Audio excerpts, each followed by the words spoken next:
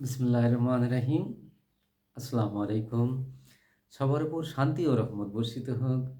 আমার স্নেহের নবম ও দশম শ্রেণীর ছাত্রছাত্রীবৃন্দ ও আমার স্কুলের ছাত্রছাত্রীবৃন্দ আন্তরিকভাবে স্বাগত প্রত্যেককে আজকে আমার ক্লাসে। আশা করি আল্লাহর অশেষ রহমতে তোমরা সবাই ভালো আছো। মাই ডিয়ার স্টুডেন্ট, আজ আমি তোমাদের অনুশীলনী 13.2 এর গুণোত্তর ধারার দ্বিতীয় পর্বে নাম্বার 6 থেকে শুরু করব। চলো প্রথমে আমরা কিছু প্রতীক এবং সূত্র মনে রাখার চেষ্টা করি। গুণোত্তর ধারার প্রথম পদে সাধারণ অনুপাত আর, পদ সংখ্যা n এবং nতম পদ হলো a into r to the power n-1। আর যখন r এর মান 1 থেকে ছোট হয় তখন সমষ্টি h সমান লেখা যায় a into 1 - r to the power n by 1 - r। আর যখন r এর মান 1 থেকে বড় হয় তখন সমষ্টি h সমান লেখা যায় a into r to the power n-1 by r-1। Okay বন্ধুরা, এখন আসো আমরা তোমাদের বইয়ের নাম্বার 6 নাম্বার প্রশ্নটা বোঝার চেষ্টা করি। এখানে যেটা আছে 3 সেটা হলো 3 + 9 + 27 + ডট ডট ডট ধারাটির প্রথম 14টি পদের সমষ্টি কত? তাহলে দেখো আমাদের যে প্রশ্নটা দেওয়া আছে 3 + 9 + 27 + ডট ডট ডট ধারাটির 14টি পদের সমষ্টি কত? তাহলে এটা আমরা যে গুণোত্তর ধারা কিভাবে বুঝবো সেটা বোঝার চেষ্টা করি। দেখো এখানে প্রথম পদ 3 দেওয়া আছে। গুণোত্তর ধারার পরের পদকে যদি পূর্ব পদ দ্বারা ভাগ করলে ভাগফল একই হর্ষে বা এক ভাগফল সর্বদা যদি সমান হয় তাহলে সেটাকে বলা হয় গুণোত্তর ধারা। তাহলে দেখো 9কে যদি আমরা 3 দ্বারা ডিভিশন করলে কত হয় 3, তাহলে সাধারণ অনুপাত r সমান কত পেলাম 3।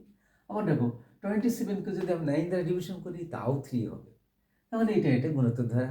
এই গুণোত্তর ধারার প্রথম পদ 3 আর সাধারণ অনুপাত r এর ভ্যালু কিন্তু 3 পেলাম। ওকে, এখন পদ সংখ্যা n সমান কত আছে 14। এখন সমষ্টি চেয়েছে, তাহলে দেখো আমরা প্রতীকগুলির ভ্যালু পেয়ে গেলাম। কি পেলাম?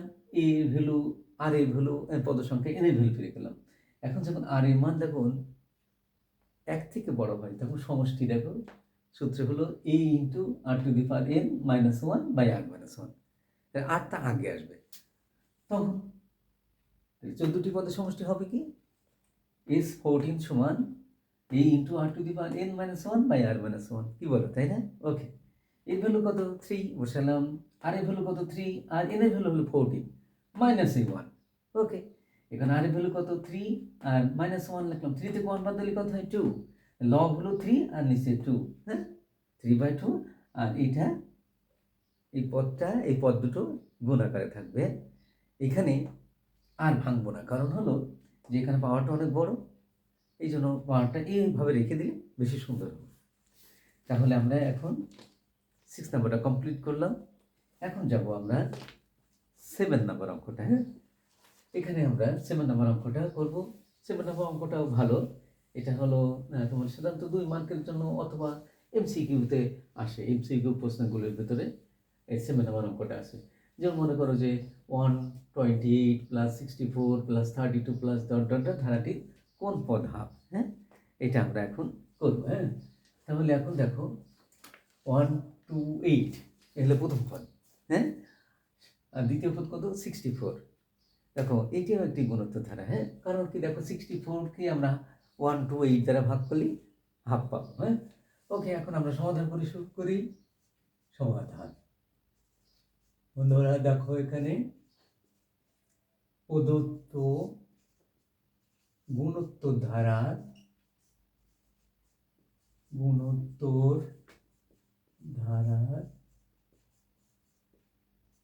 প্রথম পদ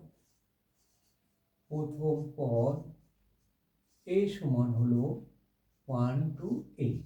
ওকে, সাধারণ অনুপাত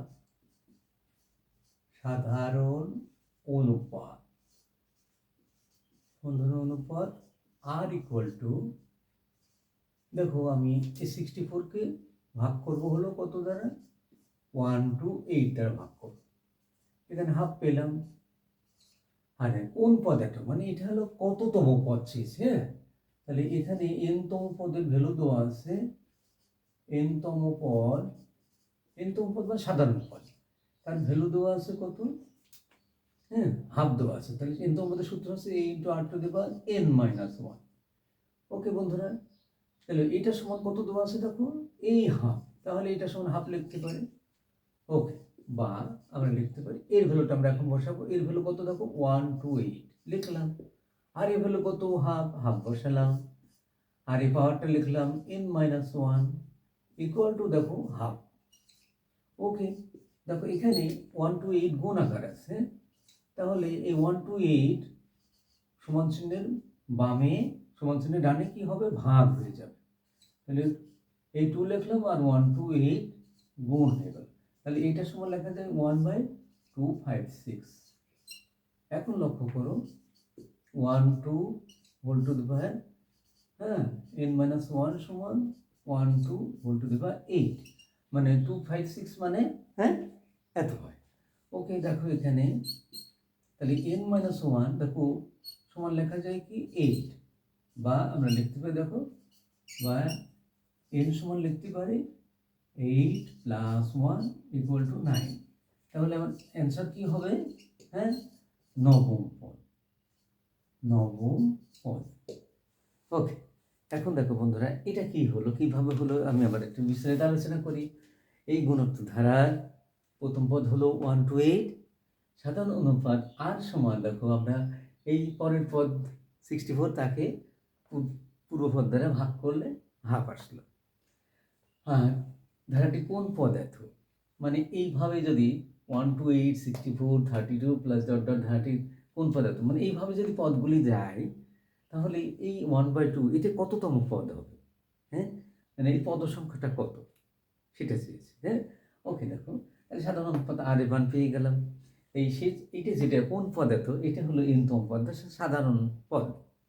এই সাধারণ পদের বা এনতম পদের সূত্র হলো a into r to the power n minus one, আর তার ভ্যালু কত দেওয়া আছে হাফ, তাহলে এইটার সমান হাফ লিখতে পারি। ওকে, এখন দেখো এর ভ্যালু কত 128 লিখলাম, এই আর এর ভ্যালু হাফ, হাফ বসালাম, আর পাওয়ারটা n মাইনাস ওয়ান সমান সমান হাফ লিখলাম। দেখো এখানে গুণ আকার আছে 128, তাহলে সমান চিহ্নে ওই পাশে গিয়ে ভাগ হয়ে যায়, তাহলে এই 2 সাথে যদি 128 মাল্টিপ্লাই করি তাহলে 256, আর 256 মানে 2 টু দি পাওয়ার 8, হ্যাঁ তাহলে 1/256 অর্থ হচ্ছে 1/2 হোল টু দি পাওয়ার 8। দেখো এই পাশে বেস 1/2 সমান, ডানি পাশে বেস 1/2, তাহলে বেস বেস সিমিলার হতে আমরা লিখতে পারি পাওয়ার n মাইনাস ওয়ান সমান পাওয়ার 8, অর্থাৎ n সমান কি লেখা যায়, এই মাইনাস ওয়ান সমান চিহ্ন ওই পাশে গিয়ে প্লাস হয়ে যায়, তাহলে n সমান কত হলো 8 প্লাস 1 হলো 9। হ্যাঁ, তাহলে কততম পদ হলো, নবম পদ, নবম পদ। হ্যাঁ, ইনশাল্লাহ এইভাবে তোমরা প্র্যাকটিস করো, অনেক ভালো করবে। সবাই ভালো থেকো, সুস্থ থেকো, নেক্সট ক্লাসে আবার দেখা হবে। আসসালামু আলাইকুম ওয়া রাহমাতুল্লাহ।